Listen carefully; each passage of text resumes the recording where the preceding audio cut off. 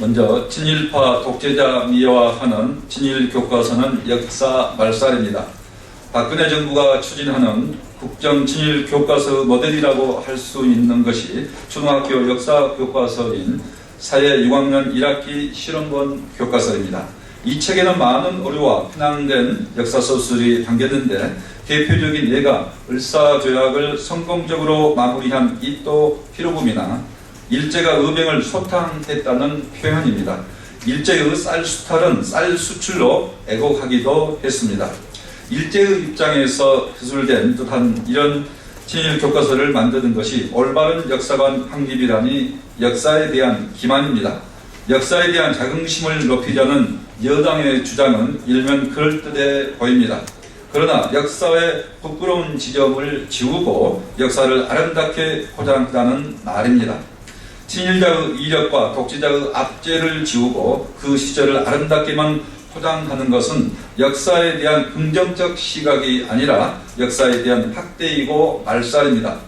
하물며 조선시대에도 사초는 건드리지 않았다고 합니다. 만약 임금들이 사초에 손을 댔다면 연산군은 역대 최고의 왕으로 칭송됐을지도 모를 일입니다. 박근혜 정부가 이 부분 다시 하겠습니다. 박근혜 정부가 조선시대에도 없던 후한무치한 일을 21세기 대명천지하겠다니 참으로 개탄스럽습니다. 역사에 대한 기록과 교육은 진실에 기반하여 공정해야 하며 그것이 대한민국의 미래를 지키는 길입니다.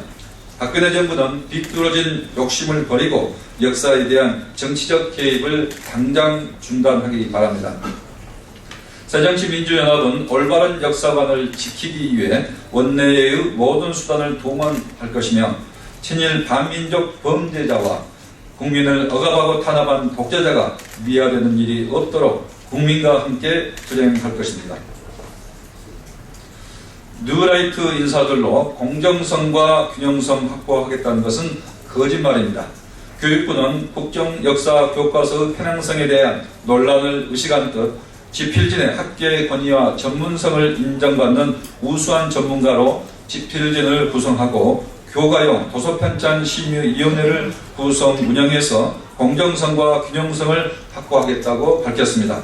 그러나 국정 역사 교과서 집필 전반에 관하여 관리 감독할 교과용 도서편찬 심의위원회를 주도할 역사연구 세 기관장이 모두 뉴라이트 일색이라는 점에서 편향성은 이미 애초부터 지울 수 없는 태생적 한계가 분명해 보입니다.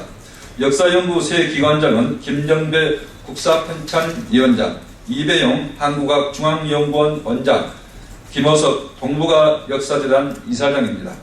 김정배 국사편찬위원장은 국내 역사학계의 대표적인 군사독재 찬양론자로 꼽히는 인물입니다. 김 위원장이 집필 작업에 참여했던 1982년 중고교 역사 국정교과서는 전두환 신군부에 대해서 제5공화군 정의사회를 구현하기 위해 모든 비능률, 모순 비리를 척결하며 국민의 진정한 행복을 위해 민주복지국가 건설을 지향하고 있는 만큼 우리나라의 장래는 길게 빛날 것이다라고 총평했습니다. 이 교과서는 신군부 쿠데타를 주도한 국가보위 비상대책위원회에 대해서 혼란 속에서 북한 공산군의 남침 이기에서 벗어나고 국내 질서를 회복하기 위하여 정부는 국가보위 비상대책위원회를 구성했다며 사회의 안전을 좀먹던 불안 요소를 제거하면서 사회 정화를 이룩하는 노력을 했다고 찬양했습니다.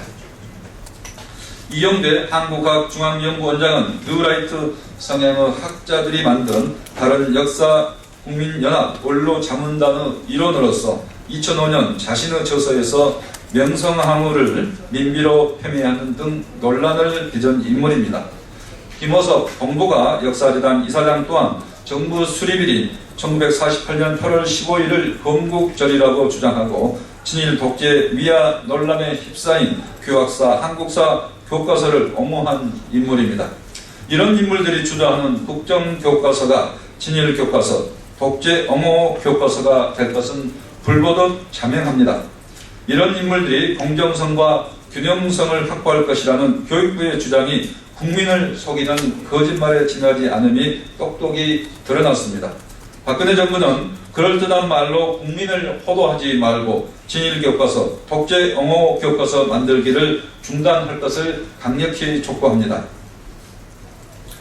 다음은 검찰은 대통령 최측근의 불법 정치자금 수수 혐의를 철저히 밝혀야 합니다. 언론 보도에 따르면 현경대 민주평화통일자문회의 수석 부의장이 2012년 총선을 앞두고 정관계 브로커로부터 편지 봉투에 담긴 현금 1,000만 원을 직접 받은 정황이 포착됐다고 합니다. 대통령의 최측근 인사가 총선을 앞두고 정치 브로커로부터 불법 정치 자금을 받았다면 검은 거래가 이루어진 것은 아닌지 의심할 수밖에 없습니다. 이 부분 다시 하겠습니다. 현경대 수석 부의장에 대한 수사는 검찰의 대통령 최측근 인사들에 대한 사정 의지가 굳건한지 확인하는 계기가 될 것입니다. 검찰의 한 점 의혹이 남지 않도록 철저한 수사를 해줄 것을 촉구합니다. 다음은 무리한 메르스 종기 다시 하겠습니다. 무리한 메르스 조기 종식 선언이 무기한 연기 선언이 될까 우려됩니다.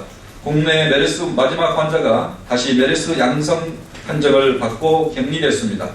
올여름 메르스 공포가 다시 떠올라 충격이 아닐 수 없습니다.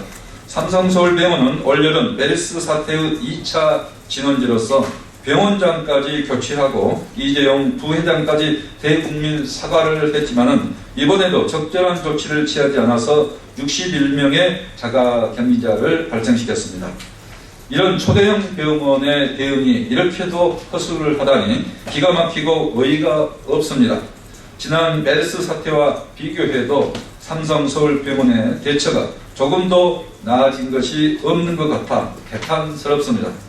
정부는 재발이나 재감염이 아니라고 강조하지만은 메르스 완치 판정을 받았다가 다시 양성으로 확인된 경우는 전 세계적으로 처음 있는 일이라고 합니다. 보건당국은 그 원인을 명명백백하게 밝혀야 할 것입니다. 정부가 성과에 집착해 조기 메르스 종식 선언을 위해 무리하게 완치 판정을 한 건 아닌지 의심스럽습니다. 정부의 섣부른 판단으로 메르스 종식 선언을 무기한 연기시키는 결과를 낳은 것을 명심하고 재발 방지 대책에 최선을 다해야 할 것입니다. 이상입니다.